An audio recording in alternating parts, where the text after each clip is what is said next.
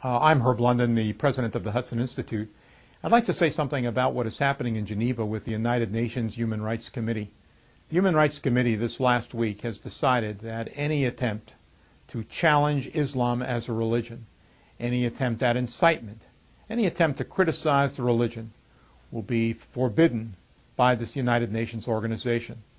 The vote passed with a plurality, 29 voting for it.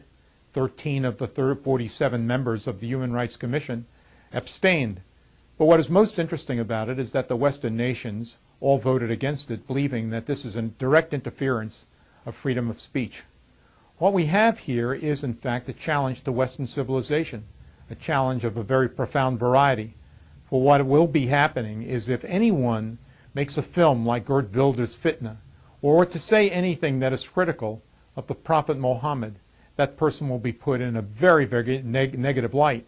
Exactly what punishments will be imposed remains somewhat obscure, but there is no doubt that this is an attempt to introduce a form of Sharia.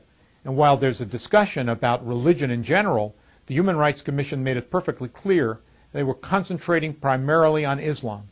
The cartoons that were published in Denmark would be forbidden. The books that have been written that are negative about Islam would be forbidden. And so what you have is a direct challenge to one of the foundational elements of Western civilization, namely the freedom of expression that we have enjoyed in the West and certainly enjoy in the United States. As far as I can tell, this is a major challenge, one that is not only part of the UN, but may be part of the kind of challenges we'll be facing in the future in Western civilization.